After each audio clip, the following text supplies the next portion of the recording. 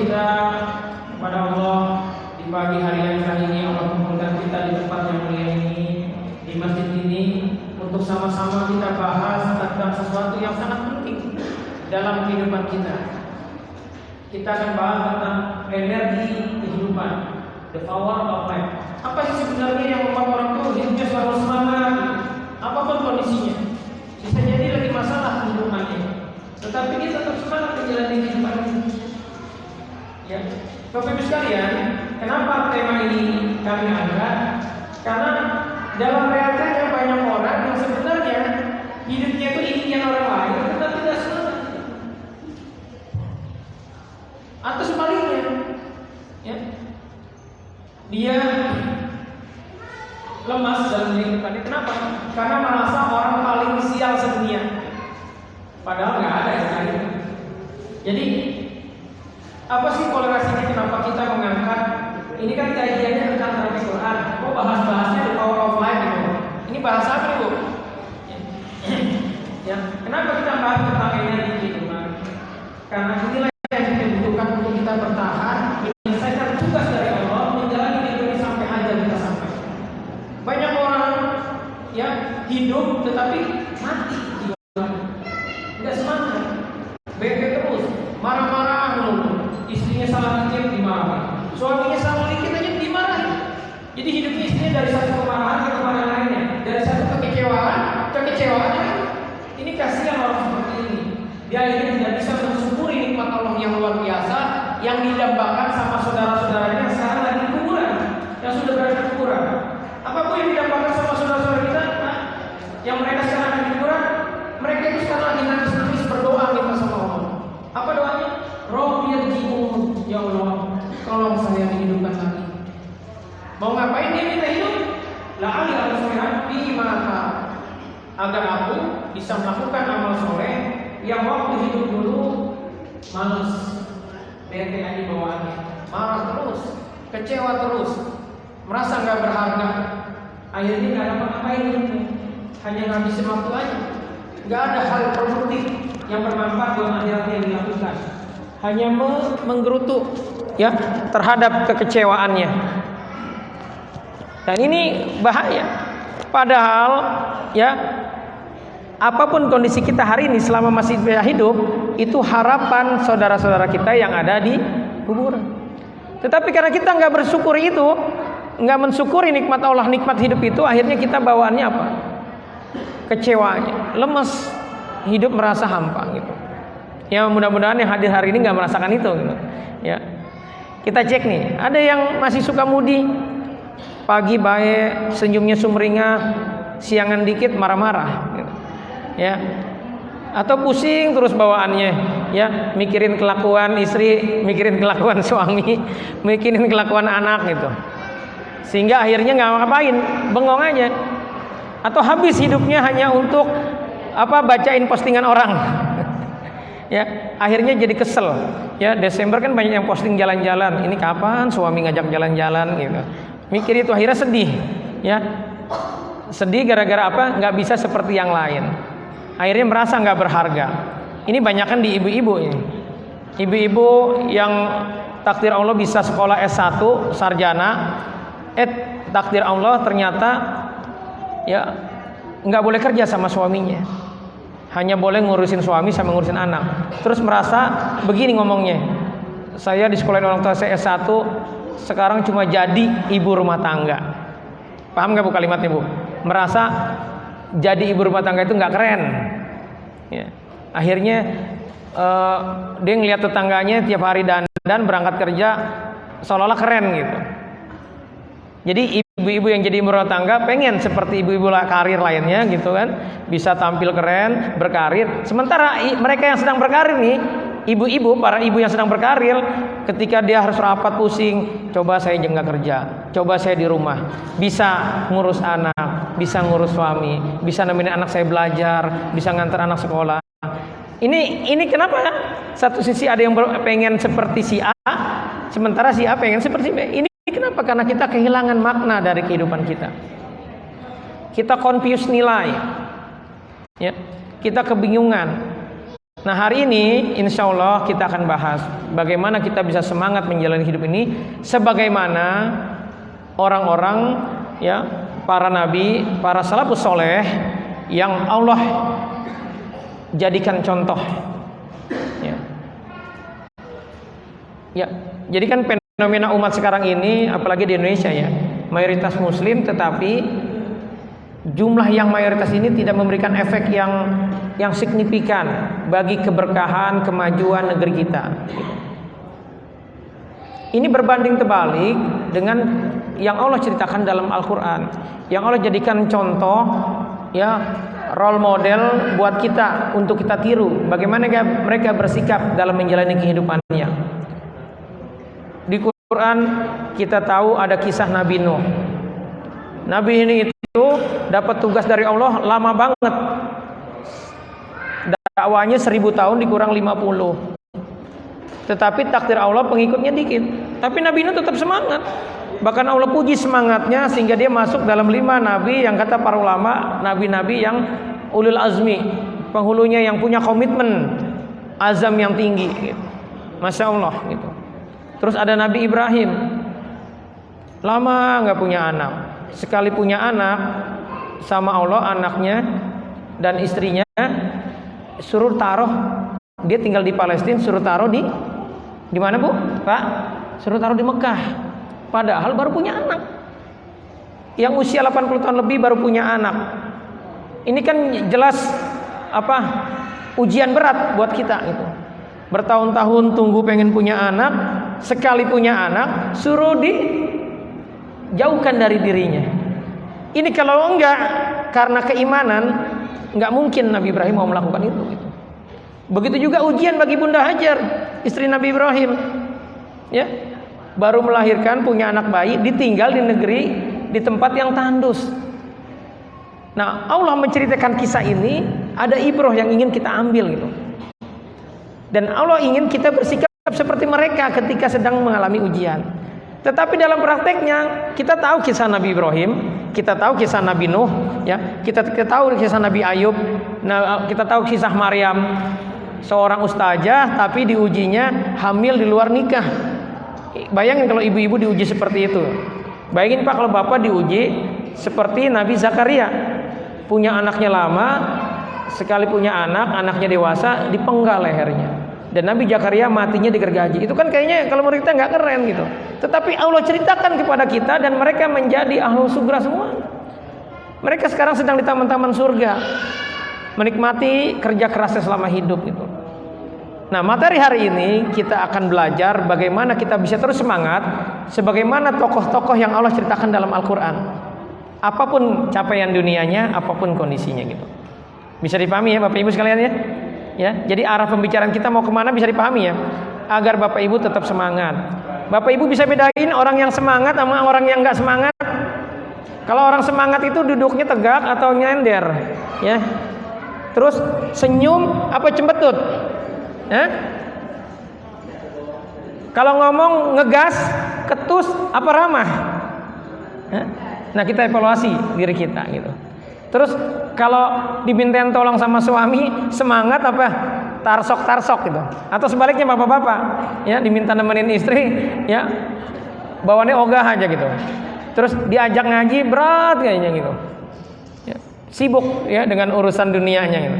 Nah, kita evaluasi. Kalau kita ngalami seperti itu, mudah-mudi, kehilangan gairah, ya, fokus sama masalah terus, ya, mudah marah, gampang tersinggung, sama istri galak Pak, sama anak galak, evaluasi ada yang salah dalam hidup kita gitu. Nah, bagaimana kaitannya dengan terapi Quran? Ya, ini kan surveinya mayoritas jamaah yang hadir ini ingin membersihkan dirinya dari rijas syaitan, dari belenggu syaitan. Apa kaitannya? Bapak sekalian, syaitan itu mengganggu kita dalam dua aspek. Aspek pertama, ini mau orang muslim, orang taat, orang kafir tetap diganggu. Apa itu? Aspek sarana dan prasarana. Contoh, dibikin sakit. Sebagaimana Nabi Ayub dibikin sakit oleh iblis, oleh jin, ya, oleh syaitan dari golongan jin yang masuk ke tubuhnya. Jadi orang soleh juga bisa dibikin itu. Ada orang soleh kena sihir. sekelas Rasulullah aja Nabi Muhammad kena sihir gitu. Ya, ada yang dibikin miskin, ditutup semua jalurnya. Mau usaha ini gagal, mau usaha ini gagal. Ini ada sihir yang model kayak gini. Kalau ada Bapak Ibu ngalamin seperti itu, evaluasilah di sisi ini. Karena banyak orang menganggap sihir itu nggak ada. Padahal Allah ceritakan sihir itu dalam Al-Quran. Semua yang Allah ceritakan dalam Al-Quran itu pasti akan terjadi, terulang sampai dengan hari kiamat. Dan Allah ajarkan juga dalam Al-Quran itu bagaimana solusi-solusinya gitu. Jadi penting bagi kita mengevaluasi, diganggu gak kita di sisi sarana dan prasarana kita. Lihat evaluasi, kalau kita punya penyakit gak sembuh-sembuh, sudah berobat gak sembuh-sembuh, atau penyakitnya berulang, sembuh kambuh lagi, patut dicurigai. Ini jangan-jangan kita dalam sebuah belenggu syaitan, supaya kita gak produktif. Karena kalau sakit kan pasti, maaf Ustaz gak bisa ngaji, kepala saya pusing, ya, mah saya kambuh. Kalau terus-terusan gak bisa ngaji, ya ini maunya mereka, sehingga kita tidak bisa mengupgrade ya keilmuan kita. Jadi penting ya kita mengerti itu. Dan setan mengganggu di aspek ini. Aspek kedua yang setan ganggu adalah aspek sistem kehidupan kita. Dibikin kita malas, dibikin kita jadi pemarah, merasanya soleh atau solehah aja. Tetapi padahal istri, suami atau anak kita kasih tahu bahwa kita itu pemarah, tapi kita merasa hebat aja. Padahal orang pemarah itu akan terhalang masuk surga. Tetapi karena nggak sadar bahwa sistem kehidupannya sudah dirusak, akhirnya tetap aja dia merasanya orang soleh.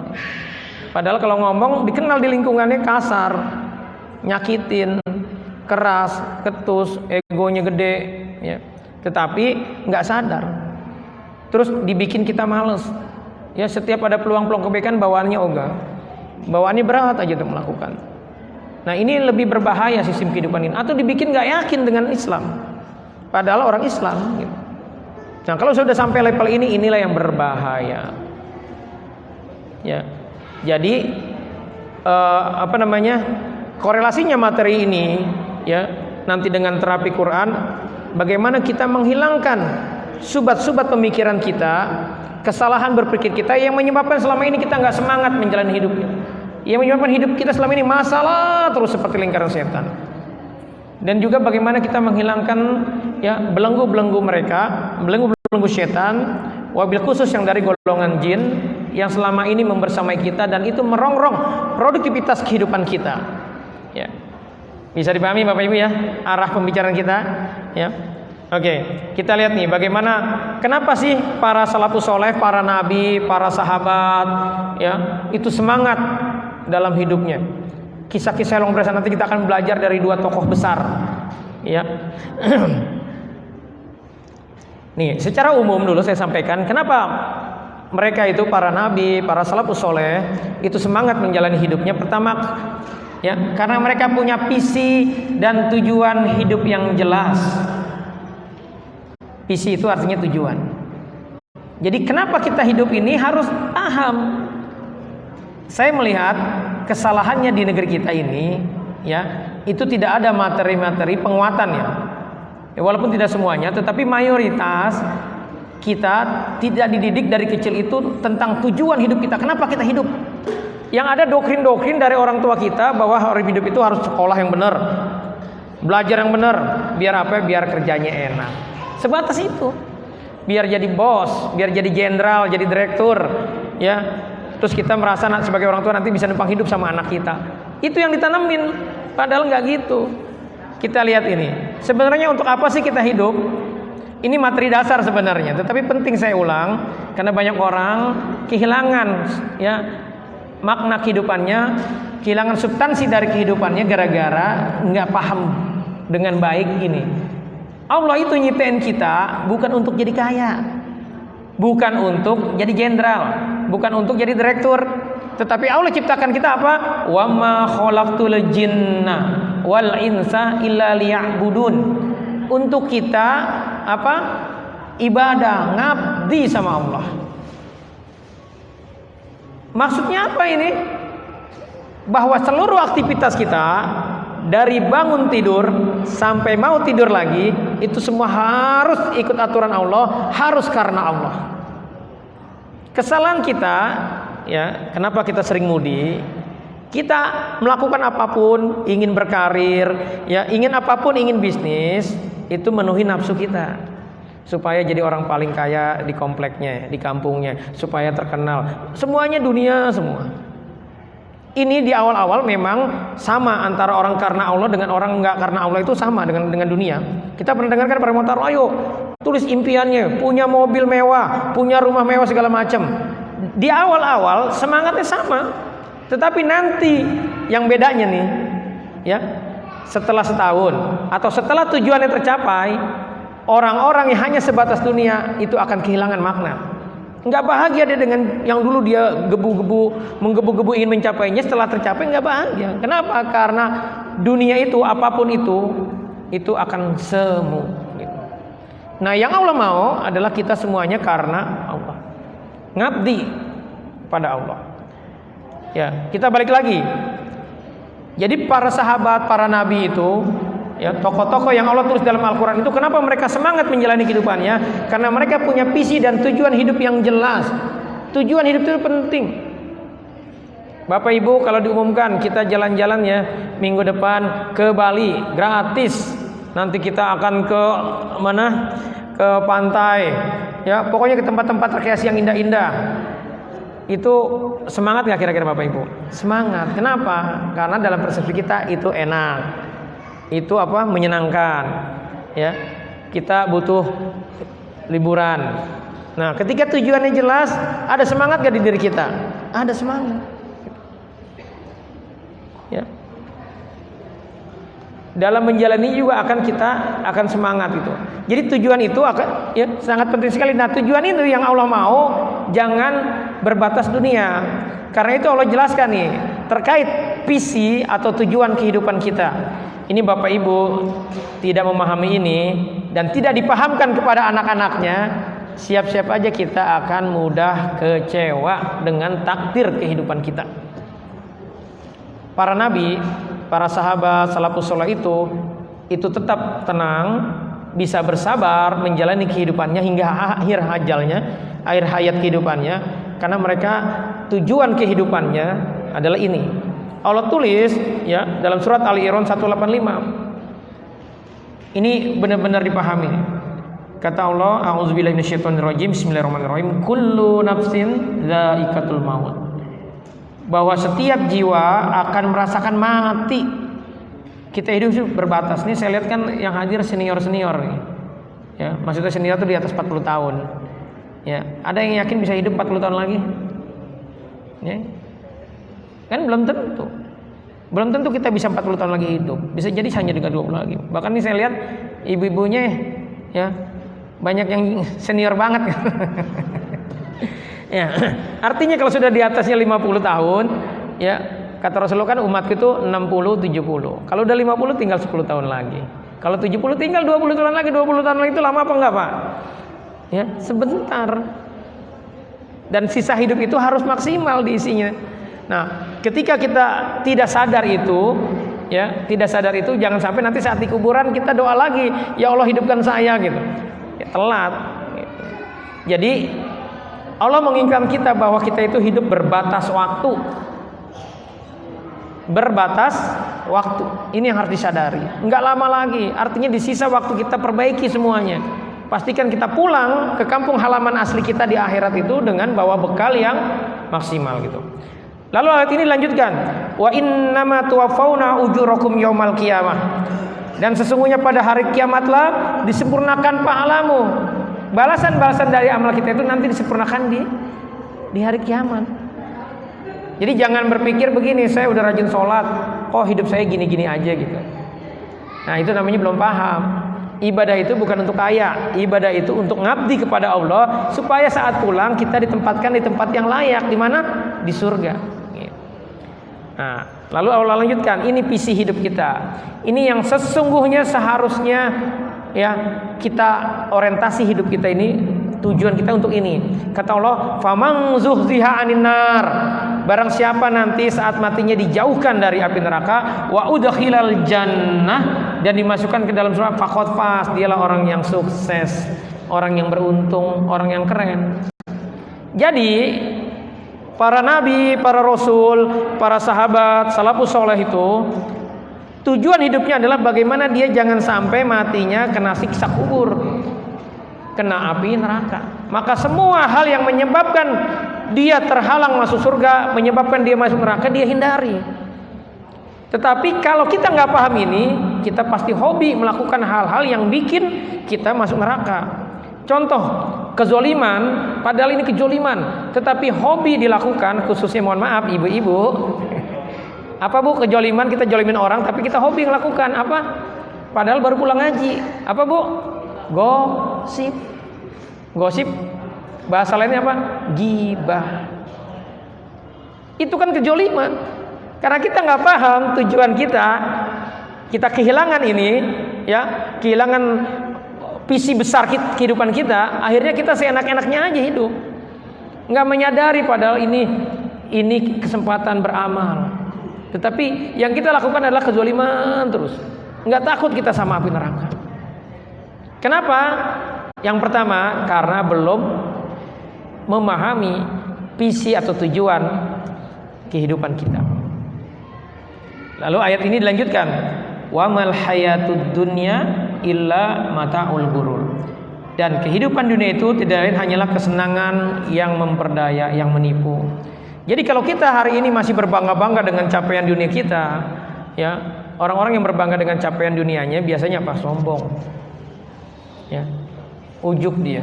Orang ujub itu nanti mepet-mepet ke arah takabur, sombong dia. Padahal dunia itu menipu. Bahwa hidup itu ujian itu bukan cuma yang enak-enak aja, juga yang enak-enak. Ujian itu dua, kaya, ya, atau sebaliknya. Ujiannya miskin, sehat, atau sebaliknya sakit. Jadi sehat juga itu ujian. Bagaimana kita bersikap saat sehat itu? Kita bersyukur gak dengan kesehatan kita gitu? Nah, orang-orang yang tidak punya visi tujuan akhirat sebagaimana Allah mau, yang Allah sudah tetapkan di surat Ali Imran 185 ini, dia akan asal-asalan hidupnya. Apalagi kalau dia sudah punya subat pemikiran bahwa orang sukses itu ketika kaya, ketika saat dia pensiun punya 10 pintu atau 20 pintu kontrakan. Itu aja yang dicari. Ini ada kasus bagus. Saya ada pasien suami istri. Datang, dia sudah 7 bulan masalah dengan istrinya. Kenapa? Karena si suaminya ini selingkuh. Ketahuan, ya, 6 bulan ini ketahuan, ya, jadi masalah. Dia bilang, Ustadz, hidup saya sudah seperti keset. Maksudnya apa Pak? Istri saya itu pemarah. Kalau marah teriak-teriak, dia sebutin kelakuan saya sampai tetangga di kompleknya, di gang di komplek itu ngedenger semua tentang kejelekan saya. Itu saya jadi malu sama tetangga saya. Jadi saya sudah kayak keset. Dia ini punya 4 perusahaan. Gedung itu Ustaz, kata dia. Ini dia banggain ya waktu dia awal. Itu punya saya. Wih, Masya Allah, kata saya. Ya. Jadi ini bukan orang miskin, orang kaya. Dulu saya susah. Istri saya itu mantan pramugari. Orang kaya dulu nggak mau, keluarganya keberatan saya nikahin yang istri saya yang sekarang ini, kata dia. Karena saya miskin, maka saya sejak itu bertekad bagaimana saya jadi kaya.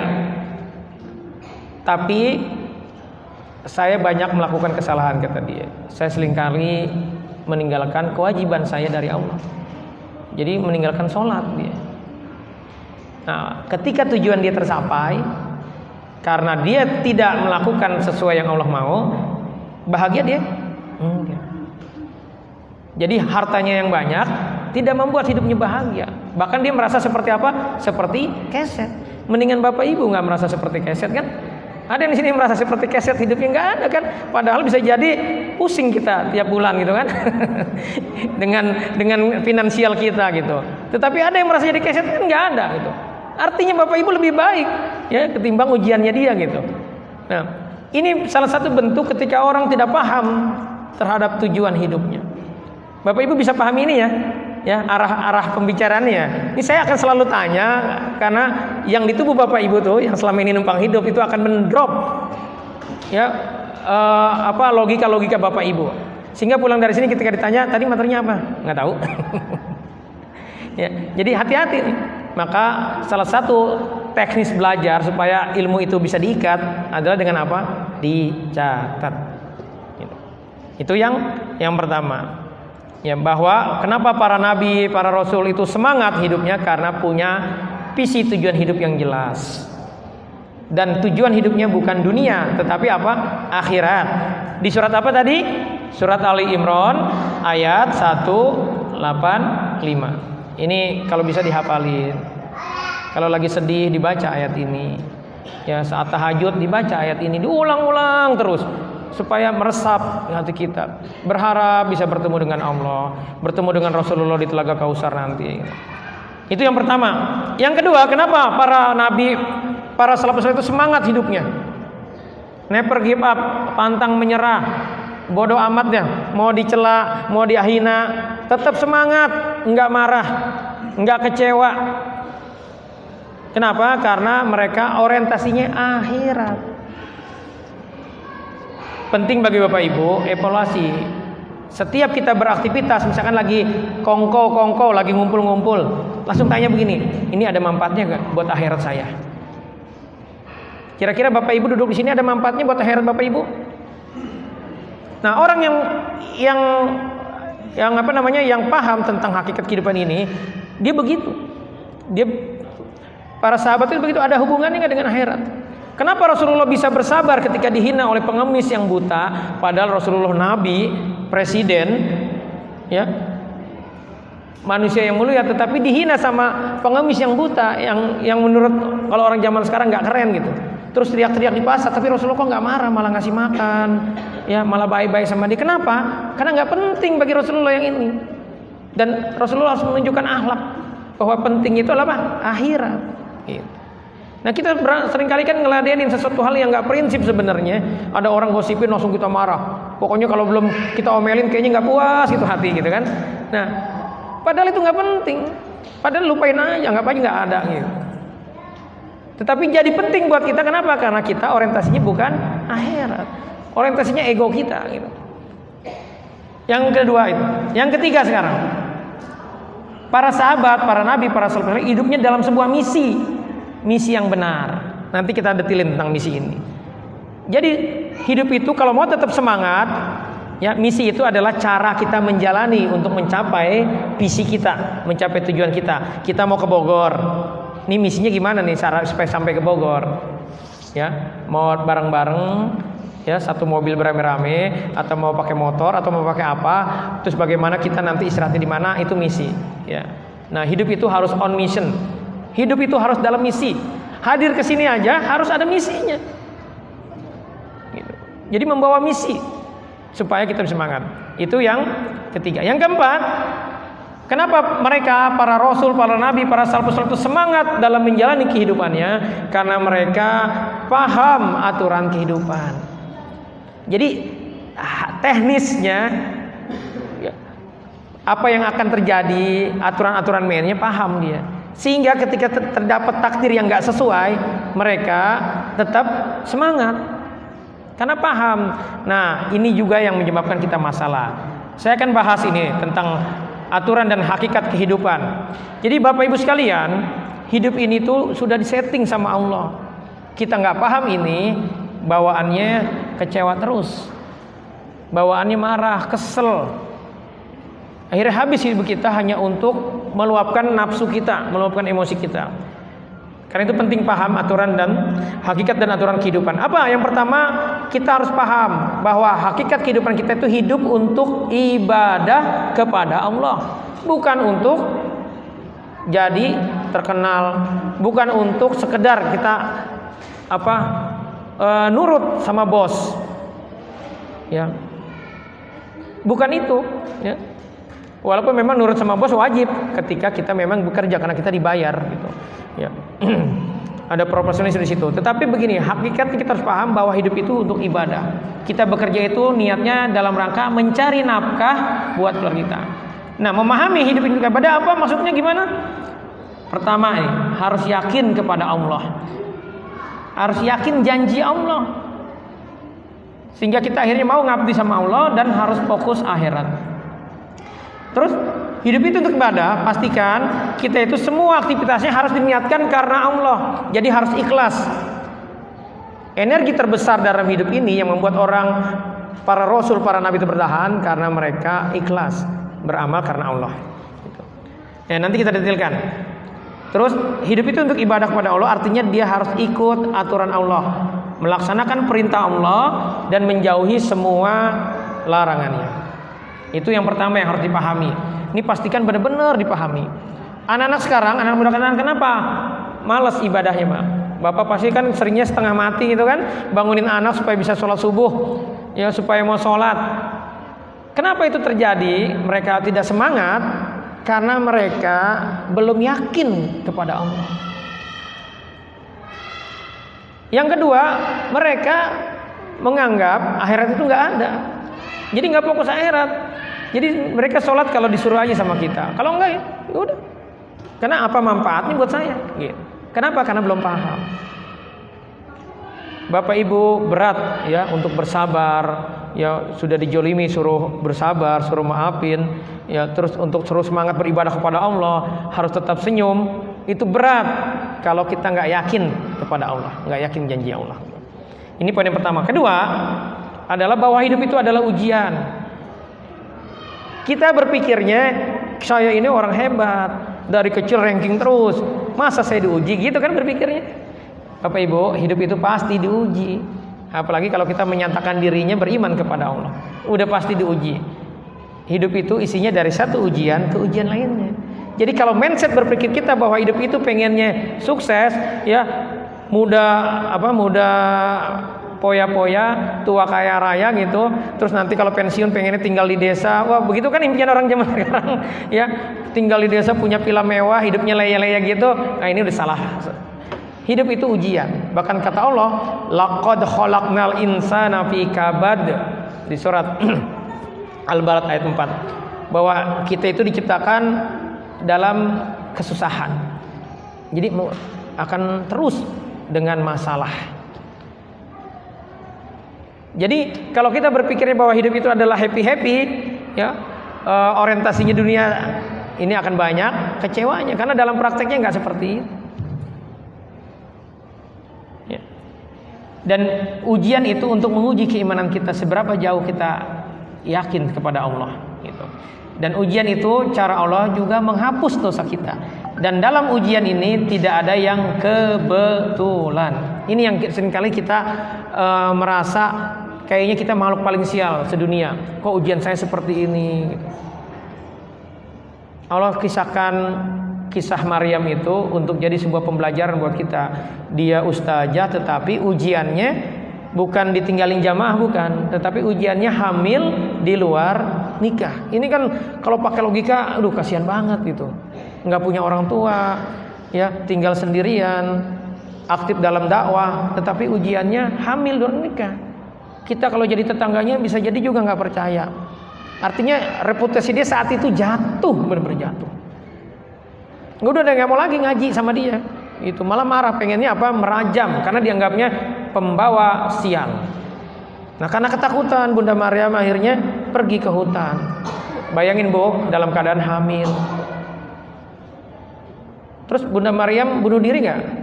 Karena kecewa kok saya diginiin sih sama Allah gitu. Bunuh diri Bunda Maryam? Enggak. Dia tetap rawat kehamilannya sampai melahirkan. Bahkan proses pelahirannya menjadi sebuah inspirasi gitu, karena lahir tanpa bidan. Ya, prosesnya didetailkan sama Allah dalam Al-Quran. Nah sudah lahir anaknya, suruh balik sama Allah ke kampungnya. Yang orang di kampungnya pengen ngebunuh dia. Ini kalau nggak paham bahwa hidup itu ujian, nggak yakin sama janji-janji Allah, kira-kira berangkat nggak Maryam ke kampungnya lagi? Nggak bakalan. Tetapi Maryam tahu bahwa hidup itu ujian. Dia yakin Allah nggak bakal jolimin, tetap akhirnya berangkat. Dan yang terjadi apa? Bayinya itu ternyata bisa bicara. Dan ternyata bayi yang dikandungnya itu adalah seorang nabi, Nabi Isa, nabi yang akan nanti turun lagi di akhir zaman. Jadi Masya Allah, yang tadinya reputasinya hancur, saat itu Allah kembalikan lagi, bahkan lebih mulia dari sebelumnya. Dan Maryam bagaimana bersikap? Ya Allah ceritakan, Maryam tetap sabar sama ketentuan takdirnya. Allah pengen kita seperti itu. Sama juga seperti Nabi Ayub. Nabi Ayub itu Masya Allah, ujiannya berat banget. Orang paling kaya di kampungnya dalam satu hari tiba-tiba jadi orang paling miskin. Teman-temannya pada ninggalin, gak mau lagi gaul sama Nabi Ayub. Udah gitu anaknya meninggal, punya 12 anak meninggal, rumahnya rubuh. Itu kalau kita udah bete, udah pengennya mati aja itu kita. Tetapi ada kaidah dalam hidup ini, kata Allah, la yukallifullahu nafsan illa wus'aha. Kita nggak bakal diuji kecuali kita pasti sanggup. Dan ujian itu, Bapak Ibu sekalian, kata Rasulullah, tanda kebaikan dari Allah. Ini gimana memahaminya nih? Ujian tanda kebaikan. Bulan lalu saya jelaskan ketika Rasulullah sama Bunda Aisyah diuji. Apa ujiannya? Hadisul ifki, kabar berita bohong. Rasulullah, Bunda Aisyah dituduh berzina dengan sahabat Rasulullah. Itu kan beritanya viral, ya, semadinah jadi pembicaraan. Tetapi kata Allah di surat An-Nur ayat 11 bahwa itu adalah kebaikan buat kamu. Gimana coba memahaminya itu? Ya, udah saat kejadian itu, Bapak Ibu sekalian, Rasulullah tunggu ada ayat yang menjelaskan tentang ditunggu 1 bulan nggak turun-turun ayat. Akhirnya Rasulullah sebagai manusia akhirnya ada fitrahnya, dipulangin Bunda Aisyah ke rumah orang tuanya, ke Abu Bakar. Tapi ternyata akhirnya turun ayat bahwa semua itu adalah ujian dan itu kebaikan. Jadi apapun takdir kita Bapak Ibu, semua itu adalah kebaikan. Yang ketiga nih, aturan yang hidup yang harus kita pahami bahwa setiap kita punya misi. Hidup itu harus menjalankan misi Allah. Jadi harus berkontribusi. Kita itu tujuan diciptakan adalah pertama untuk ibadah, yang kedua untuk menjadi khalifah fil ardh, pemakmur bumi ini. Artinya setiap kita harus berkontribusi dengan semua potensi diri kita, ya. Jadi kita diminta beramal. Nah, terkait ini, ya tadi saya bilang hidup harus dengan misi. Kita harus pahami. Bapak Ibu pastikan sering-sering berdoa ini. Ini surat Al-Ahqaf ayat 15. Doanya apa? Rabbi auzidni an askura ni'matakal lati an'amta alayya wa ala walidayya wa an amal sholihan tardah wa aslihi fi dzurriyyati inni tubtu ilaika wa inni minal muslimin. Jadi kata Allah, saat kita usia 40 tahun, ya, ini kata para ulama memahami ayat ini bahwa kita itu akan masuk dalam proses menjalankan misi kehidupan kita. Dan misi itu masing-masing berbeda. Enggak sama. Karena itu jangan pernah ngiri dengan capaian dunia orang lain. Sebagaimana kita tidak ngiri sepatu kita ukurannya 40, ada orang pakai 43, kita nggak ngiri kan? Ada yang ngiri. Bapak Ibu, ada yang ngiri ketika ukuran sepatu kita 40 terus ada yang pakai 43. Kayaknya kita nggak keren banget nih ukurannya 40 gitu. Ada yang ngiri? Enggak kan? Harusnya seperti itu. Dan setiap kita itu punya passion, punya talenta masing-masing. Memahami ayat ini, ya, khususnya doa ini, Rabbi auzidni an askura ni'matakal lati an'amta alayya wa ala walidayya wa amal sholihan tardah. Ya Rabbku, ya Tuhanku, tunjukilah aku untuk mensyukuri nikmat Engkau yang telah Engkau berikan. Maksudnya untuk apa? Untuk mengimplementasikan semua nikmat yang Allah berikan dan kepadaku dan kepada ibu bapakku, supaya apa? Supaya aku dapat melakukan amal soleh yang Engkau ridhoi. Nah, amal soleh yang koridor itu maksudnya kita harus bekerja sesuai passionnya.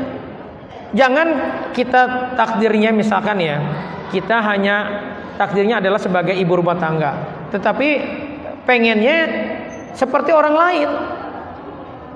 Nah, contoh biar gampang dipahami. Abdurrahman bin Auf itu passionnya adalah pedagang dia. Di Mekah itu dia kaya dari dagang. Saat Abdurrahman bin Auf hijrah ke Madinah, itu kan sama Rasulullah dipersaudarakan. Nah, saudaranya itu ngasih kebun kurma luas. Kalau kita senang nggak Pak?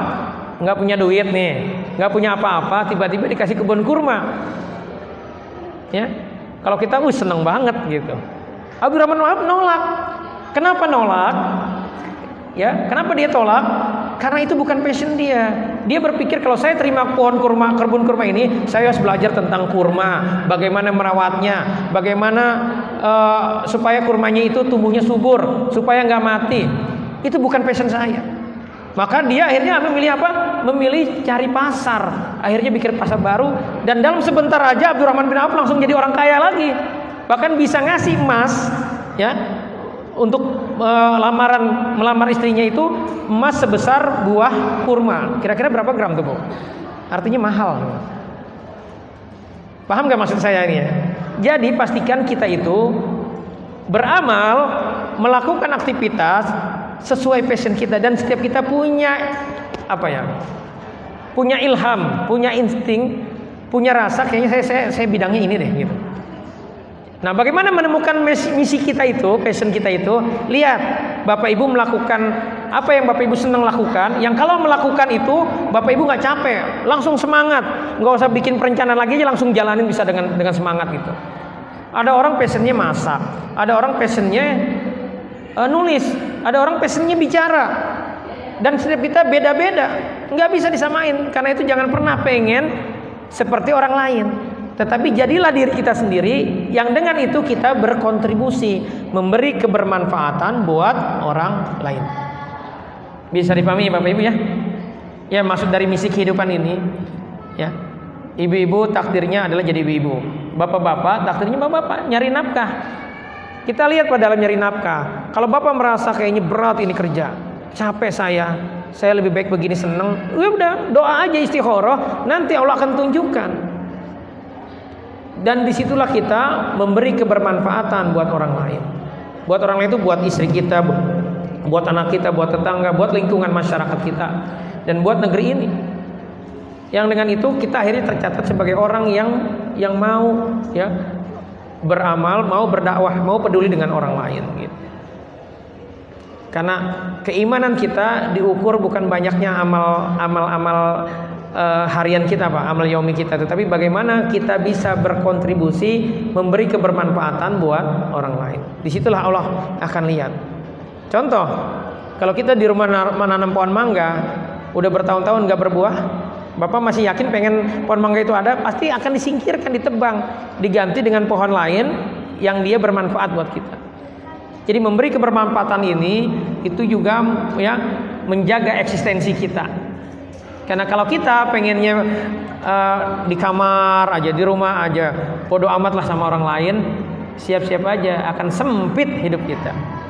Mati sebelum ajal kita sampai gitu. Itu bahayanya. Bisa dipahami ya yang ini ya, bahwa kita itu hidup itu harus punya misi gitu. Nah, Bapak Ibu sekalian, ada satu kata kunci bagaimana kita bisa terus semangat ya, tidak ngeluh dengan capaian kita, dengan takdir hidup kita, adalah ketika kita punya iman, punya keyakinan kepada Allah. Iman itulah energi kehidupan kita. Bapak Ibu ya, kalau masih belum yakin kepada Allah, berat untuk mau semangat, untuk mau melakukan aktivitas itu. Apalagi kalau sebatas dunia ya, kita bukan karena Allah, semua karena fulus, itu akan banyak kecewanya. Apalagi ternyata takdirnya kita nggak seperti tetangga kita ya, penghasilannya pas-pasan, itu banyak kecewanya pasti. Akhirnya merasa sial terus kehidupannya. Akhirnya sisa kehidupannya yang harusnya dimanfaatkan nyari bekal dipakai hanya untuk meratapi takdirnya. Ini kan yang terjadi kan, kebanyakan kita seperti itu. Itu terjadi kenapa? Karena kita belum yakin kepada Allah. Kita ukur keimanan kita nih, level keimanan kita ya sejauh mana kepada Allah. Karena iman itu energi. Orang nggak yakin sama Allah, siap-siap aja hidupnya kecewa. Kayak tadi yang saya ceritakan itu, kaya tetapi hidupnya jadi sempit, merasa seperti keset. Kenapa? Karena aktivitasnya bukan karena Allah, karena pengen kaya. Akhirnya caranya salah, akhirnya nggak berkah. Ini bahayanya. Bisa jadi tercapai cita-cita kita, tetapi nggak berkah, masalah terus hidup. Ya, tiba-tiba kita mati, terus kita pengen minta hidup lagi, pengen merubah semua itu, telat. Sekarang nih Bapak Ibu kalau mau rubah gitu. Nah, kita cek indikator keimanan kita nih. Apa kriterianya orang beriman itu? Ya Bapak Ibu, di surat Al-Anfal Allah ceritakan ya kriteria orang beriman. Nah, kita memenuhi gak kriteria ini? Kata Allah, a'udzubillahi minasyaitonirrajim. Bismillahirrahmanirrahim. Innamal mu'minuna alladzina idza dzukirallahu wazilat qulubuhum wa idza tuliyat 'alaihim ayatuhu zadatuhum imana wa 'ala rabbihim yatawakkalun alladzina yuqimunas salata wa mimma razaqnahum yunfikun ulaika humul mu'minuna haqqan lahum darajatun 'inda rabbihim wa maghfiratun wa rizqun karim. Jadi kata Allah ada 4 ciri kriteria orang beriman itu. Yang pertama, orang beriman itu bila disebut nama Allah, alladzina idza dzukirallahu wazilat qulubuhum, gemetar hatinya kalau disebutin nama Allah. Kenapa? Karena dia mencintai Allah. Karena dia pengen bertemu Allah. Karena bertemu itu sesuatu yang keren, melebihin apapun. Karena nanti nikmat surga itu kalah semuanya Bapak Ibu. Kenikmatan yang begitu banyak, Pak, dapat 72 bidadari katanya, dapat istana mewah, itu kalah dengan apa? Dengan kita nanti akan terakhir nikmat kita di surga itu apa? Melihat wajah Allah, Masya Allah. Jadi dari sekarang diniatkan. Nah, cirinya apa? Kita bergetar kata Allah kalau disebutin nama Allah. Ini kalau disebut nama Allah kita cuek aja, ini namanya kita masih bermasalah keimanan kita. Ya. Itu yang pertama. Yang kedua cirinya adalah wa idza tuliyat alaihim ayatuhu zadatuhum imana. Apabila dibacakan ayat-ayatnya, diperingatkan Quran, tadi ada qori, ya Ustaz Aib baca Quran, bertambah keimanannya. Makin mantap hatinya gitu ketika dibacain Quran. Enggak cuek, ya. Lalu yang ketiga, ya, kata Allah, wa 'ala rabbihim yatawakkalun. Dia bertawakal kepada Allah. Maksudnya apa bertawakal? Ketika dia punya masalah, enggak so jagoan, dipikirin, direnungin, tetapi sama dia langsung mengucapkan kalimat istirja, innalillahi wa inna ilaihi raji'un. Dia sadar bahwa semua ini punya Allah, milik Allah, dan akan kembali kepada Allah. Dan ketika punya masalah, dia menyerahkan hasil sepenuhnya kepada Allah, menyandarkan semuanya kepada Allah. Jadi dia nggak mikir dulu, tetapi dia ucapkan istirja, lalu dia berdoa, ya Allah, saya terima ujian ini, tolong saya diberi kekuatan dan tolong saya diberi solusinya. Jadi orang beriman itu tidak mengandalkan logika, tidak mengandalkan diri kita, tapi yang diandalkan siapa? Allah. Karena sesungguhnya ujian itu pasti selesai. Bapak Ibu kalau hari ini punya ujian, tenang aja. Tenang aja, semua itu pasti nanti akan dilalui. Hanya saja berapa lamanya itu goib, hanya Allah yang tahu. Tetapi kita diminta ahsanu amala terhadap ujian itu, bersikap terbaik. Nah, disinilah yang Allah mau saat kita diuji, kita bertawakal. Bertawakal itu maksudnya udah serahin balik sama Allah. Ya serahin balik, tetap kita dalam ketaatan. Enggak langsung guncang jiwa kita, marah, ya kecewa. Akhirnya nggak mau ngaji lagi, akhirnya nggak mau lagi bikinin kopi buat suaminya, nggak mau lagi ngasih, kalau istrinya minta belanja lebih nggak pernah dikasih lagi. Gara-gara apa? Gara-gara kita punya masalah. Jadi bukannya bertawakal kepada Allah, malah kita mengurangi kebaikan kita. Ini kan yang terjadi gitu. Banyak orang sakit, ketika saya tanya, Pak udah sholat, nyengir dia, lagi sakit, udah nggak bisa bangun, ya lemes, udah ini Pak, udah sholat, nyengir dia. Artinya apa? Dia nggak sholat. Dosanya orang sakit itu lagi digugurin sama Allah, tetapi dia milih nggak sholat dengan alasan apa? Saya lagi sakit. Boleh nggak Pak? Belum pikun, lagi sakit nggak sholat, boleh nggak? Nggak boleh. Kita gerakin mata aja kalau memang badan kita lumpuh, nggak bisa bergerak, itu insya Allah sah sholat kita. Kalau kita niatin buat sholat. Ya. Jadi yang ketiga adalah bertawakal kepada Allah orang beriman. Selanjutnya, ya kata Allah, alladzina yuqimunas shalah, yaitu mereka yang mendirikan sholat. Beda orang beriman sama orang kafir itu apa? Di sholatnya. Jadi kalau kita masih bolong-bolong sholat, masih malas, nggak semangat sholat, ya, maka ini kita belum beriman. Sholat ini solusi permasalahan kehidupan. Bapak Ibu kalau ada masalah, yang pertama harus dievaluasi sholat kita. Khusyuk enggak? Yang kedua on time enggak Pak? Itu aja dievaluasi. Ya, ini hal yang mendasar, yang paling basic. Hal yang pertama harus kita lakukan untuk mengevaluasi kalau kita punya masalah apapun, ya maka lakukanlah sholat. Rasulullah setiap punya masalah, ya itu selalu sholat dulu. Jadi ibu-ibu kalau lagi sedih, baru dapat kabar nggak enak, Pak, ya, proposalnya yang nggak disetujui, bisnisnya nggak deal, udah sholat. Ya. Nah, berikutnya cirinya, wa mimma razaqnahum yunfiqun, menafkahkan sebagian rezekinya. Bapak Ibu, ya saya pernah jelaskan nih, kalau Bapak Ibu hari ini lagi bete, lagi bad mood, marah-marah melulu, terus pengen segera move on, pengen segera lapang hatinya. Jadi masalah itu sebenarnya sederhana, tetapi gara-gara salah bersikap jadi sempit hati kita. Nah, kita pengen hati kita langsung lapang lagi, gampang caranya adalah traktir aja orang, sedekah aja langsung. Maka seketika itu juga Bapak Ibu langsung bahagia. Yakin nggak? Kalau belum yakin, praktekin. Niat karena Allah, minta supaya agar dikasih solusi. Jadi kalau kita lagi bete, pengen segera happy, tolong orang. Ya, yang paling efektif tadi berinfak, traktir, ajak makan siang. Ya, itu langsung seketika juga hati kita langsung lapang. Jadi rumus kalau pengen lapang hatinya, banyak-banyak berinfak, banyak-banyak sedekah. Gitu. Ini kriterianya. Gitu. Nah, sekarang kita ukur nih. Kita kan seringkali kan pede banget gitu. Kita orang beriman, yakin gak sama Allah? Yakin. Nah, kita cek nih. Orang beriman itu, orang yang yakin sama Allah itu ada levelnya. Ada indikatornya. Ini barometer kita nih. Ya. Jadi Bapak Ibu, kalau kita masih galau dengan masa depan, takut gimana nih? Saya sudah tua, anak masih kecil. Ya. Terus gimana nih? Suami saya penghasilannya segitu-gitu aja, resah dengan masa depan. Terus masih menyimpan dendam, kecewa dengan takdir, masih kesel sama tetangga yang galak, yang rese, terus itu aja yang dipikirin, itu tanda kita belum beriman kepada Allah. Mana dalilnya? Ini dalilnya, kita bahas ya.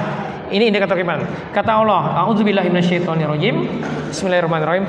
Alla inna awliya Allahi la khaufun alaihim wa lahum yahzanun. Sesungguhnya wali-wali Allah itu tidak ada kekhawatiran, nggak cemas dengan masa depannya. Bahasa Betawinya bodoh amat dengan masa depannya. Yang penting dia tidak jolim sama orang, yang penting dia dalam ketaatan. Hari ini bisa jadi belum punya rumah, penghasilan pas-pasan, bingung besok mendaftar anak sekolah gimana, masih bingung gitu. Tetapi dia nggak peduli, maksudnya nggak resah, nggak khawatir gitu, nggak galau dengan itu. Nah kalau kita masih galau dengan masa depan kita, bawaannya cemas, nanti gimana nih 2023 katanya mau resesi, cemas kita. Itu tanda kita belum beriman. Ya. Jadi orang beriman itu pertama dia tidak ada kekhawatiran, ketakutan, kecemasan, galau dengan masa depan. Lalu yang kedua indikatornya walahum yahzanun. Dia tidak bersedih hati dengan takdirnya. Enggak bersedih hati suaminya penghasilan pas-pasan, nggak bersedih hati dengan capaian dunianya, nggak bersedih hati dia dengan ditakdirin Allah sakit, nggak bersedih, karena paham dia. Nah, siapa dia? Kata Allah, ayat ini dilanjutkan, alladzina amanu wa kanu yattaqun. Wali-wali Allah itu yang tadi nggak galau dengan masa depan, nggak khawatir dengan masa depan, ya, terus nggak sedih dengan takdir hidupnya. Itu adalah orang-orang yang dia yakin kepada Allah dan dia bertakwa.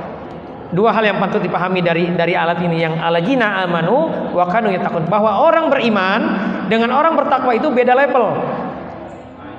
Iman dulu, lalu ditaikin imannya dengan apa? Dengan bertakwa. Jadi ayat ini bisa dipahami kalau Bapak Ibu nggak pengen galau dengan masa depan, ya, pengen menghilangkan kesedihan, yakin aja sama Allah, bertakwalah kepada Allah. Tingkatin amal kita, tingkatin kebermanfaatan kita buat orang lain. Insya Allah kita nggak galau lagi hidup. Nah pertanyaannya, kita kan lagi bahas ciri orang beriman. Sudah selevel itukah keimanan kita? Kalau ibu ya dengar suami, bang minta duit bang, nggak punya, hari ini nggak laku dagangan, langsung marah. Nah itu belum yakin berarti sama Allah. Gitu. Kita pikir Allah tidur. Terus hari ini tiba-tiba ketahuan kita kena kanker, ya. Terus langsung galau, sedih, ya. Jadi malas ngapa-ngapain. Nah, itu tanda kita belum yakin. Bisa dipahami Bapak Ibu? Kita evaluasi keimanan kita. Karena kalau kita kurang iman, hidupnya kurang gairah. Hidupnya jadi sempit, hidupnya jadi masalah, seperti lingkaran setan. Jadi kalau hari-hari ini Pak masih gampang marah, ibu-ibu masih gampang marah, galak sama suami, galak sama anak, itu tanda ibu-ibu ya bapak kurang iman. Ini bisa dipahami kan nih? Ya. Jadi level keimanan kita itu gitu, jangan banggain. Ustadz saya punya ada kasus bagus ini. Ada dua orang suami istri dia ini. Dia suami istri, usia suaminya 60 kalau nggak salah 62 atau 61 tahun. Istrinya setahun lebih muda. Nah, saat datang dia lagi galau dengan punya 2 anak. Satu anaknya itu anak perempuannya dia nikahin sama anak pang. Tahu Pak anak pang, Pak? Yang mandinya 3 bulan sekali gitu. Yang pakai bajunya selalu hitam, yang dekil jarang mandi gitu. Saya bilang, "Kenapa dinikahin, Pak?" "Tahu tuh," katanya. Jadi lucu juga nih suami istri ini. Usia 60 masih galau gitu. Anak keduanya itu dia bilang sudah nikah, tapi lagi overdosis, kena rokok gorila. Saya juga nggak tahu rokok gorila itu apa. Ya, jadi dia lagi masalah datang ingin curhat. Gitu.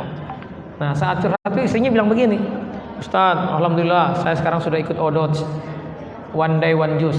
Setiap hari saya baca Quran 1 juz." Gitu. Terus yang kedua, ya saya setiap malam bisa qiyamul lail. Wih keren kata saya nih. Oh masya Allah bagus nih Bu. Gitu. Nah saat mau masuk sesi terapi, saya bilang ada wudhu nggak? Oh belum ada wudhu. Ya udah wudhu dulu Bu. Nah saat ibunya wudhu, suaminya masih ada wudhu. Ya. Akhirnya masuk ngobrol dia, Ustaz. Saya bingung. Kenapa Pak? Ya istri saya itu keras. Ibu serem gak tuh Bu? Si ibu itu merasa udah jadi wanita soleha, setiap hari baca Quran 1 hari 1 juz, setiap malam qiyamul lail. Tetapi apa komentar suaminya pertama kali diucapin ke saya? Istrinya keras. Dulu kata dia, waktu saya baru 2 bulan nikah, itu udah saya mau ceraiin. Tapi ibu saya maksa saya harus bertahan dengan dia. Kenapa Pak mau diceraiin? Habis dia tidak mau melayani saya. Nggak mau melayani, ya. Jadi saya mau cerai dia, ibu saya yang larang. Anak-anak saya seperti itu sekarang itu karena dia keras. Apa-apa dia yang nentuin gitu. Selama ini saya milih bersabar, tapi sekarang saya sulit bersabar. Inilah kenapa saya mau kemari. Kenapa saya sekarang tidak bisa lagi bersabar gitu. Saya pengennya marah aja. Saya kecewa dengan kondisi saya di usia saya yang sudah 60 tahun lebih. Kehidupan saya seperti ini. Ya, jadi kita seringkali kan kagum nih. Ini sekali lagi ini godaan setan ya. Ini belenggu setan. Kita kagum dengan amal-amal kita, ya, dengan amal-amal kita. Padahal secara akhlak bisa jadi kita bermasalah. Dan ini ciri orang kurang iman. Jadi Bapak Ibu, ini kan takdir Bapak Ibu hari ini dengerin nih penjelasan ini. Level keimanan kita dinaikin sampai dengan level apa? Kita nggak lagi khawatir dengan masa depan. Apapun yang terjadi, dapat kabar apapun, jangan langsung guncang. Ucapin dulu innalillahi wa inna ilaihi raji'un. Tenangin aja dulu, kita tenangin. Ya, ini kita evaluasi bagi Bapak Ibu yang mudah komentar di grup, ya, ada orang posting begini langsung kesel, padahal otak kita itu kalau belum hitungan 10 kita langsung respon, itu bukan kita. Bisa jadi yang numpang hidup di tubuh kita tuh yang komentar gitu. Bawaannya apa biasanya negatif terus kan? Jadi hitung dulu kalau mau komentar 1, 2, 3, 4, 5 sampai 10. Kalau itulah baru diri kita. Apalagi kalau ditunda 1 jam, ditunda 1 hari, nanti rasanya beda. Kita akan jauh lebih bijaksana menyikapinya. Jadi jangan gampang gampang guncang dengan sesuatu. Tenang aja, udah tenang aja. Karena apapun yang terjadi sama kita tidak akan bisa melebihi takdir Allah. Pun kalau terjadi sama kita yang gak enak itu sudah takdir. Dan kalaupun takdir kata Allah, la yukallifullahu nafsan illa usaha. Kita nggak bakal diuji dengan sesuatu yang melebihi kemampuan kita. Artinya ujian itu pasti kita bisa lalui, pasti bisa selesai. Jadi Bapak Ibu, kalau kita mau semangat, ini rumusnya nih. Agar hidup kita semangat, ini cerdas ala Rasulullah, ala Nabi Muhammad. Yang pertama, beramallah karena Allah, jangan karena orang lain. Datang ke sini bukan karena nggak enak sama si Fulan, sama si Fulana, karena nggak enak istri minta anterin, ya, karena nggak enak dipaksa suami Bu. Jangan karena itu, karena Allah. Maka selalulah kita perbaharui niat kita. Ya. Jadi orang-orang salafus soleh itu dia beramal bukan karena nafsu, tetapi karena Allah. Jadi penting bagi kita mengevaluasi ini. Yang kedua, orientasi akhirat. Paham maksudnya Pak ya? Kalau kita lagi mengerjakan sesuatu, tanya, ini ada manfaatnya nggak buat akhirat saya? Yang ketiga, ridho dengan takdir Allah. Bapak Ibu mau dinasihatin sabar, tenang aja, nggak bakal bisa kalau belum ridho dengan takdir Allah. Saya sering kali diginiin nih, Ustadz mah enak ngomong aja, saya tuh yang ngerasain gitu. Itu tandanya dia belum ridho. Apalagi kalau sering nanya gini, Ustadz kapan nih saya sembuhnya? Kok saya udah perbaiki diri masih gini? Nah itu kalau begitu terus masih galau, kenapa saya hidupnya begini? Itu artinya belum ridho. Maka kalau punya masalah, hal yang pertama harus dilakukan, jangan dipikirin itu masalah, tapi ridho dulu. Maksudnya apa? Terima dulu ujian itu. Karena kita nggak bakal bisa ngelak kalau itu takdir kita. Gitu. Dan karena itu sudah terjadi, berarti itu kan takdir. Ridho aja dulu supaya tenang. Bagaimana biar ridho? Ucapin kalimat istirja, inna lillahi wa inna ilaihi rajiun. Orang-orang yang dikatakan sabar itu kalau dia saat diuji sama Allah mengucapkan inna lillahi wa inna ilaihi rajiun. Kalau kita sudah seperti ini, insya Allah hidup kita bahagia. Dunia akhirat senantiasa semangat. Apapun capaian dunianya, apapun kondisinya. Wah naib dong. Enggak naib. Seharusnya begitu kita hidup. Ya, kan ada orang bilang wah kalau gitu naib dong. Masa kita nggak boleh marah, nggak boleh gini gitu. Enggak, ini semua perintah Allah. Karena ukuran dunia itu sudah disetting. Takdir kita sudah tertulis 50.000 tahun lalu, 50.000 tahun sebelum langit dan bumi ini diciptakan, kata Rasulullah. Jadi nggak ada yang kebetulan. Kalau kita hidupnya nggak begini, masih karena dunia, ya siap-siap aja kecewa, siap-siap aja banyak bete-nya, banyak lemesnya, nggak semangat. Semua diukur dengan hasil. Bikin acara, semangat bikin acara, tapi karena niatnya pengen show off, ternyata yang datang dikit lemes kita. Bikin status, kalau banyak yang muji, semangat. Bikin status lagi nggak ada yang like, lemes gitu. Karena itu penting bagi kita nih, memahami yang sering kali bikin drop semangat kita dalam hidup ini. Ya. Yaitu apa? Riya. Kalau dasar amal kita karena riya, siap-siap aja kecewa. Apa cirinya? Kata Imam Ali nih. Ciri orang riya, tidak ada orang tidak semangat. Jadi sholatnya berjamaah gitu di masjid, wih rapi pakaiannya. Gilan sholat sendiri, ya pakai kaos kutang doang gitu. Jadi tidak ada orang tidak semangat. Jika ada orang jadi semangat. Tadi ini kan zamannya zaman sosmed nih. Orang pengen eksis, ya pengen banyak-banyak bikin status yang bikin orang jadi tekan jempol gitu. Ini hati-hati. Akan capek kita kalau seperti ini. Terus jika dipuji tambah semangat. Jika tidak ada yang muji, nggak semangat. Nah, ada nggak kita ciri ini? Karena kalau kita masih seperti ini, udah akan mudi terus kita. Jadi tombol semangat kita diserahin ke orang lain. Respon orang lain menjadi itulah diri kita. Itu bahaya kalau hidup seperti ini.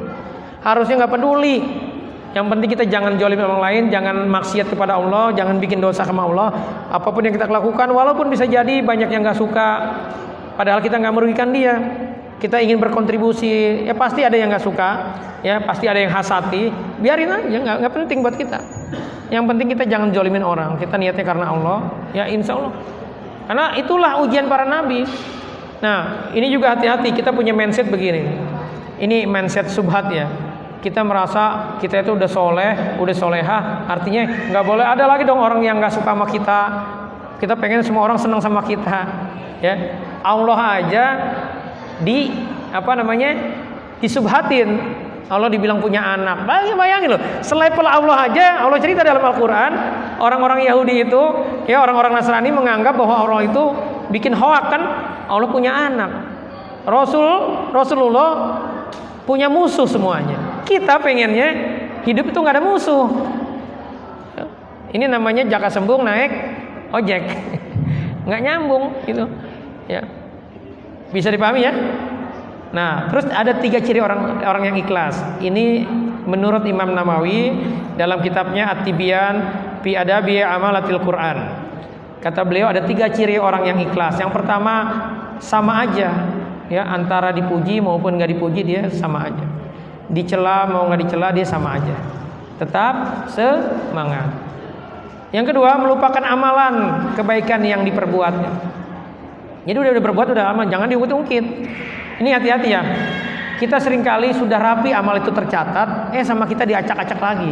Kok bisa? Iya, udah bertahun-tahun kita tiba-tiba nggak ditanya nggak apa, nyebutin kebaikan-kebaikan kita. Itu sama aja lagi ngacak-ngacak amal kita yang sudah rapi. Ya, jadi udah lupakan aja kalau kebaikan gitu. Justru yang harus diingat adalah dosa kita. Kita ingat-ingat terus dosa kita gitu. Yang ketiga, berharapnya balasan akhirat, bukan balasan dunia. Ya. Nah, terus apa saja penyebab kita tidak semangat? Yang pertama jelas ya, karena tidak ada tujuan yang jelas. Jadi penting nggak kita bikin tujuan kita, bikin visi kita, penting nggak kita memahami ini penting. Tapi tujuannya harus apa? Harus akhirat. Ya. Terus kenapa kita tidak semangat? Karena kita kehilangan makna dari aktivitas kita. Ibu-ibu semangat nih, pulang kajian semangat, jadi rajin, baik sama anak, ngurusin anak. Setan bikin kasih subhat lagi sama kita, gitu. Ya, kok saya cuman gini doang sih hidupnya, cuman ngurusin anak, ya. Jadi merasa ngurusin anak itu nggak keren. Gitu. Ini hati-hati nih, ini namanya kita kehilangan makna. Ya, bapak-bapak juga gitu, merasa udah rajin bekerja, kok penghasilan saya cuma segini-gini aja. Kapan saya punya mobil mewahnya, kapan saya punya kontrakan banyak, itu aja yang dipikirin. Ya lupa, dia nggak sadar bahwa dia masih hidup gitu. Ya, itu terjadi kenapa? Karena kehilangan makna. Ya, merasa nggak keren. Ya, kehilangan substansinya dari aktivitasnya. Yang ketiga, drop energi. Kenapa kita nggak semangat? Karena kita drop energi. Kenapa? Karena kelelahan. Apa-apa kita semua yang ngerjain, nggak mau kerja sama. Ya, terus sampai larut malam ngerjainnya. Akhirnya udah, walaupun kita semangat, punya visi yang jelas, kalau kita melawan sunatullah, kata Allah, wal ja'alna naumakum subata, dijadikan malam itu untuk apa? Untuk tidur, istirahat. Kita ngelawan itu, tetap aja kalau orang kurang tidur nih, Bapak Ibu, bapak-bapak kebanyakan suka begadang, itu orang yang suka begadang itu akan jiwanya akan lemah, akhirnya malas baca Quran, malas amal yaumi. Berat kita kalau kita kurang tidur, karena tubuh kita lemas, jiwa kita, nafs kita itu nggak sehat, gitu. Ya. Yang kedua, kenapa kita jadi drop energi? Karena kita monoton hidupnya. Ya, cuman rumah kantor. Sekali-kali rihlah. Tahu rihlah ya? Sekali-kali jalan-jalan, dan jalan-jalan itu jangan pengennya kayak orang-orang gitu. Wah, harus keluar negeri, harus gini. Enggak. Yang penting kita ada suasana baru. Dan enak jalan-jalan itu jangan sendirian, rame-rame. Pertama lebih murah karena patungan, yang kedua suasananya jadi asik. Gitu. Jadi hidup itu jangan monoton maksudnya ya. Bisa dipahami ya? Ya saya yakin dari wajah-wajahnya kayaknya sudah paham ini. Terus yang keempat, ini nih, yang bikin wah saya semangat.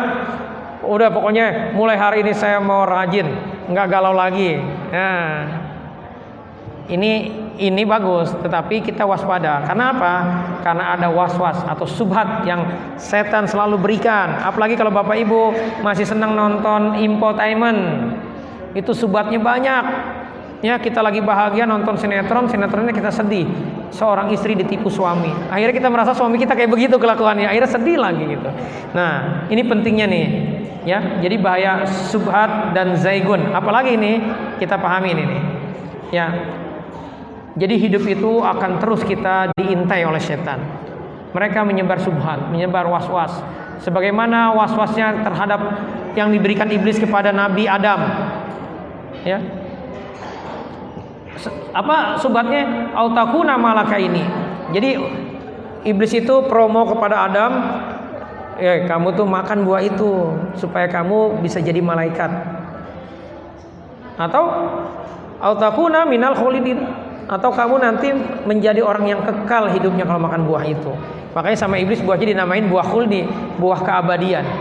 Padahal itu adalah apa? Was-was, subat pemikiran, jebakan setan yang tadinya dia sudah bagus, nggak mau gitu. Dan Bu, Nabi Adam bisa kena gara-gara iblis pakai caranya keren. Siti Hawa dulu yang digoda. Laki-laki kebanyakan sudah bisa dia komitmen, tetapi gara-gara istrinya ngegoda, ngerengek-rengek terus, berubah deh prinsip-prinsipnya. Ya. Jadi waspadalah. Perempuanlah lebih banyak sering kena subhat. Contoh ada kisah bagus nih terkait ini. Ya. Kisah ya Abu Muslim Al-Khulaini. Abu Muslim Al-Khulaini ini, Bu. Ya, ini kenapa ini kisahnya buat ibu-ibu nih. Tapi ada pelajaran juga buat bapak-bapak gitu. Buat bapak-bapak dulu deh. Abu Muslim ini, Pak, doanya itu selalu dikabulkan sama Allah. Dia tinggal di Yaman. Dia hidup sejaman dengan Rasulullah, Pak, tapi nggak pernah ketemu. Sudah 2 kali dia pergi ke Madinah, dari Yaman ke Madinah pengen ketemu Rasulullah, nggak pernah ketemu. Entah Rasulullah lagi perang atau lagi ada acara lain gitu. Nah, saat pulang ke rumah yang kedua kalinya nggak ketemu, pulang ke Yaman. Jadi Abu Muslim ini diuji sama Allah, Pak. Istrinya cerewet. Bahkan riwayat ulama itu cerewet banget. Baru pulang jauh dari Madinah, bukan yang disambut malah ditanya mana uang belanjanya. Padahal dia bukan dari bisnis, tapi dari mau ketemu Rasulullah, nggak ketemu. Malah ditanya mana uang belanjanya, ya. Dan segala macam rentetan, tuntutan gitu. Ya, akhirnya dikasih sisa uangnya. Tapi tetap aja istri masih minta lagi, tolong belikan tepung ya untuk makan malam kita gitu. Abu Muslim udah nggak punya uang, tapi dia bersabar. Jadi Pak, Abu Muslim itu doanya selalu dikabulin sama Allah. Kenapa? Kata para ulama, karena dia bersabar dengan perilaku istrinya. Jadi bersabar dengan perilaku istri itu, Pak, pertama dosa kita diampunin, ya. Yang kedua, kayak Abu Muslim nanti doa kita jadi makbul, jadi mujarab doa kita. Keren gak tuh Pak? Keren. Nah Abu Muslim terbukti istrinya minta beliin tepung, pulang udah gak punya duit. Akhirnya dia tetap pergi keluar rumah karena pengen nyenengin istrinya. Padahal istrinya ngeselin gak Bu? Bu, ngeselin gak istrinya tuh Bu? Orang baru pulang jauh malah dimintain duit, disuruh beli tepung padahal gak punya duit. Ngeselin gak Pak? Ngeselin banget gitu kan. Ya, tapi dia tetap berangkat. Dan dia kebingungan karena gak punya uang. Dia nyari orang yang minta tolong, ya, supaya dapat duit. Dia bekerja dapat duit gitu untuk beli tepung permintaan istrinya, tapi nggak bisa. Akhirnya Abi Muslim tetap pergi, dan akhirnya dia punya ide. Dia ambil pasir, dimasukin ke kantong, dia pulang, dikasih istrinya. Tapi dia nggak mau ketemu istrinya, digeletakin aja di meja, langsung pergi lagi untuk nyari uang lagi, untuk nyari siapa yang minta bantuan dia supaya dapat uang untuk beli tepung gitu. Ya. Tapi dia berdoa sama Allah, semoga ya ini pasir bisa jadi tepung gitu. Sampai dia nyari larut malam, pulang, tiba-tiba kaget sampai rumah, ternyata di rumahnya sudah banyak makanan, roti. Dia tanya ke istrinya, ini kamu dapat roti ini dari mana? Loh, kan kamu tadi naruh tepung di meja gitu. Jadi pasir yang dia itu jadi berubah jadi tepung gitu. Itu kehebatan Abu Muslim. Nah Abu Muslim ini setelah Rasulullah meninggal kan banyak nabi palsu tuh. Ada Muslim Al-Kadzab, ada namanya Aswad. Nah Aswad ini jahat ya. Abu Muslim nggak mau ngakuin Aswad sebagai nabi. Akhirnya dia ditangkap dan dibakar sebagaimana hukuman terhadap Nabi Ibrahim. Dibakar. Tapi Masya Allah dia berdoa seperti doanya Nabi Ibrahim, dan Nabi Muslim itu nggak kebakar sama sekali. Sampai akhirnya dia dilepas.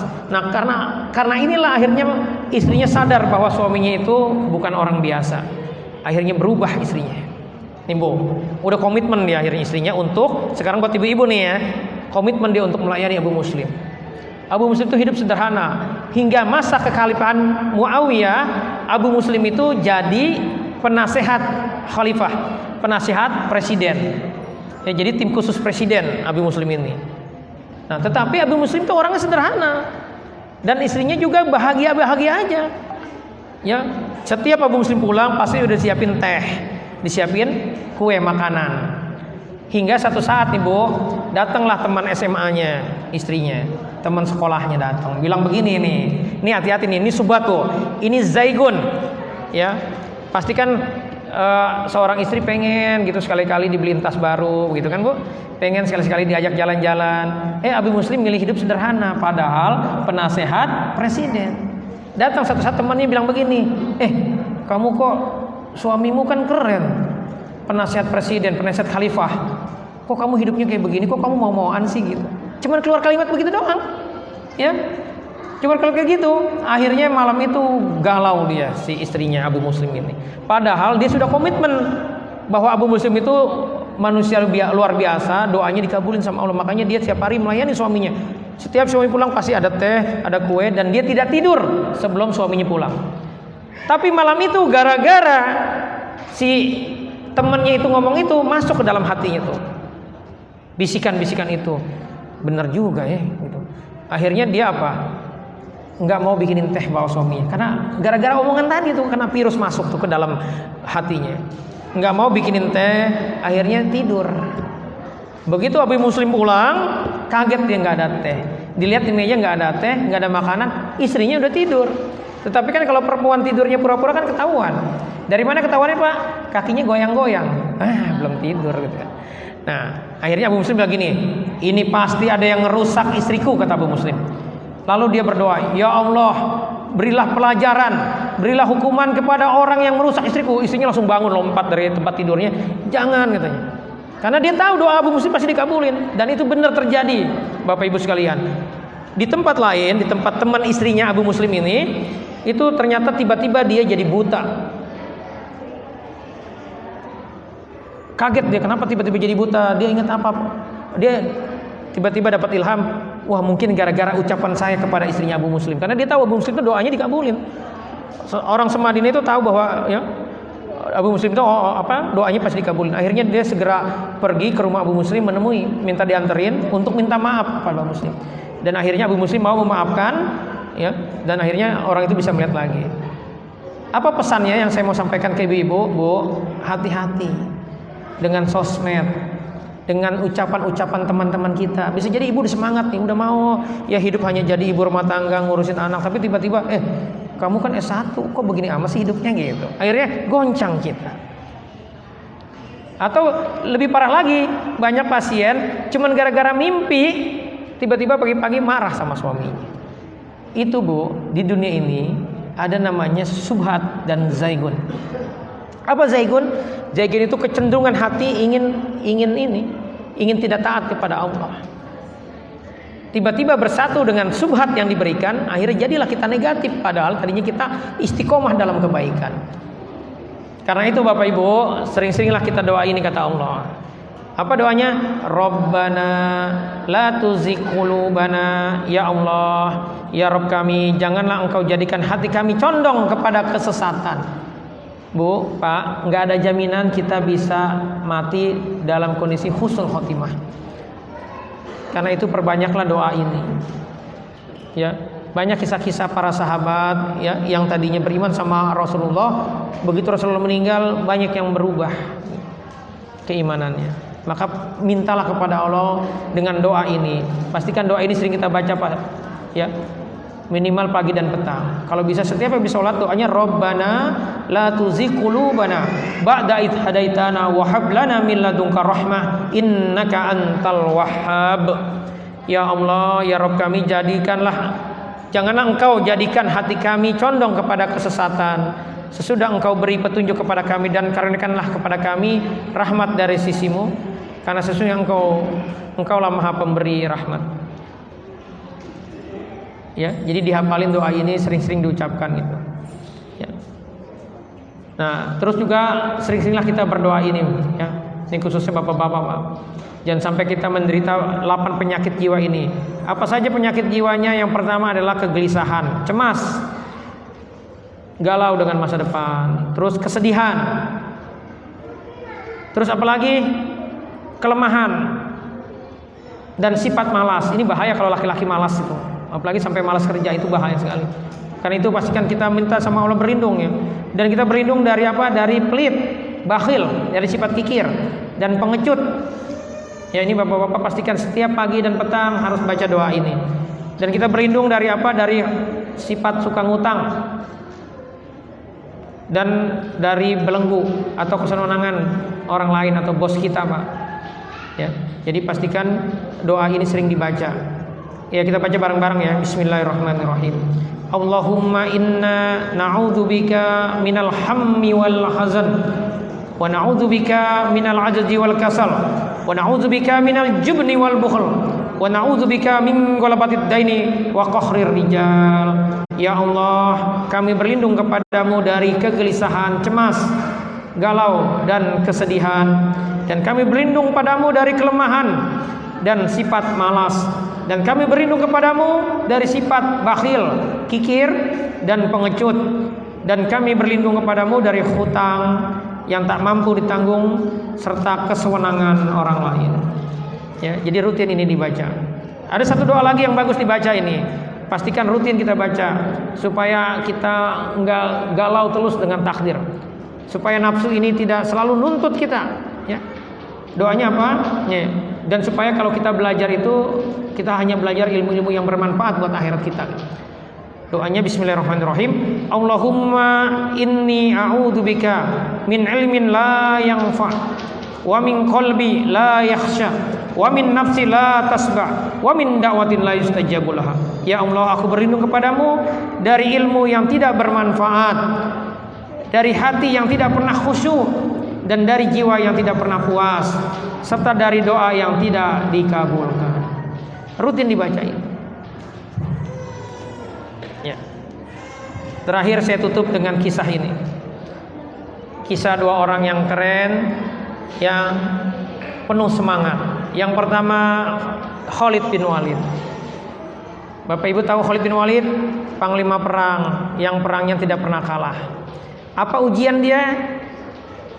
Dia panglima. Ini nih pentingnya kita lurusin niat ya. Jadi belajar dari Khalid. Tiba-tiba dia dipecat. Lagi jadi panglima, jadi jenderal, dipecat. Keluar SK dari Umar. Khalid dipecat ya. Jadi jenderal. Jadi orang biasa. Lalu apakah Khalid galau dengan ujian ini? Enggak. Kata Khalid apa? Saya berperang bukan untuk Umar. Saya berperang untuk Tuhannya Umar. Untuk apa? Untuk Allah. Jadi mau jadi jenderal, mau jadi panglima perang maupun jadi prajurit, saya akan tetap semangat dalam berperang. Jadi hati-hati dengan niat. Banyak kan kita kecewa kan? Ya, saya ada kasus, ya ini kisah nyata. Ini sebuah organisasi besar di Indonesia yang bisa jadi ada keinginan hati nafsu pengen jadi pimpinan tertingginya gitu. Sehingga satu saat ujian datang, hasil musyawarahnya bukan dia yang kepilih, maka goncang. Akhirnya dia yang tadi membesarkan organisasi itu menjadi orang nomor satu yang gembosin organisasi itu. Bayangin bisa berbalik kita, ya sikap kita gara-gara tadi bisa jadi ada salah niat kita.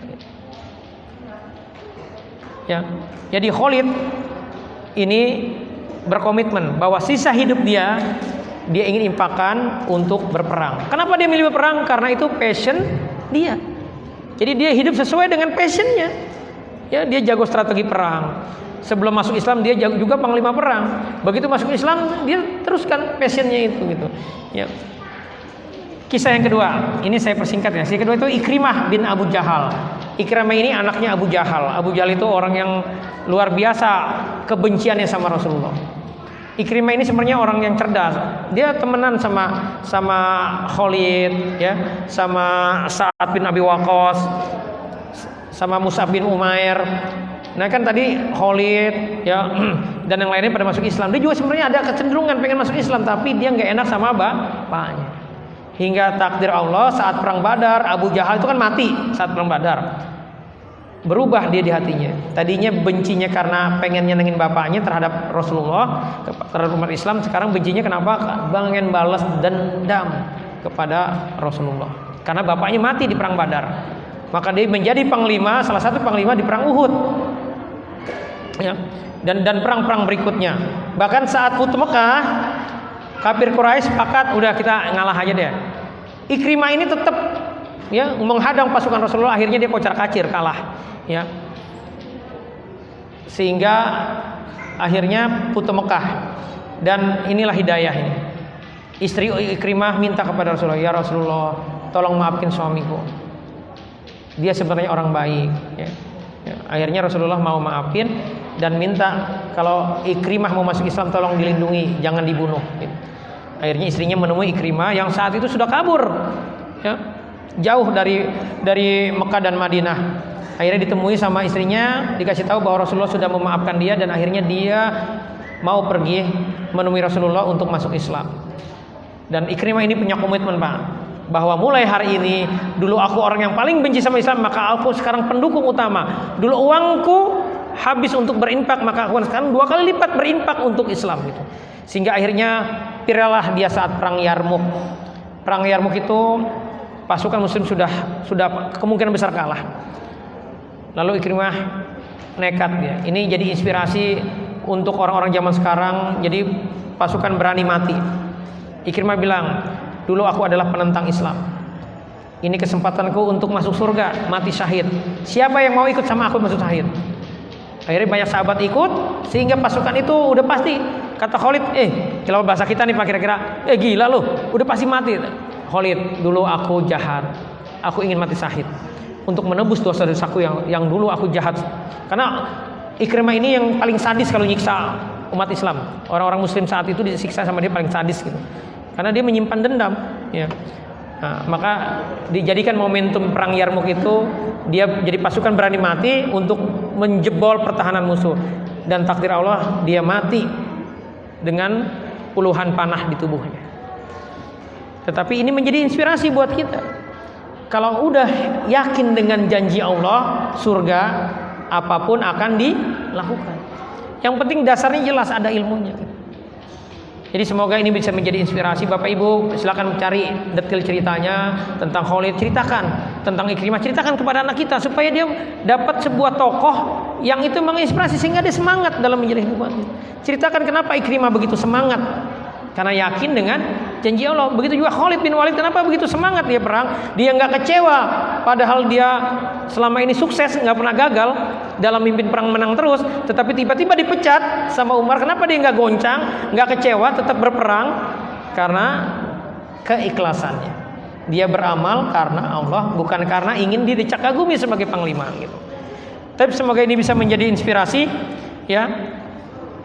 Silakan Bapak Ibu terakhir ditadaburi surat Fussilat 30-32. Inilah janji Allah.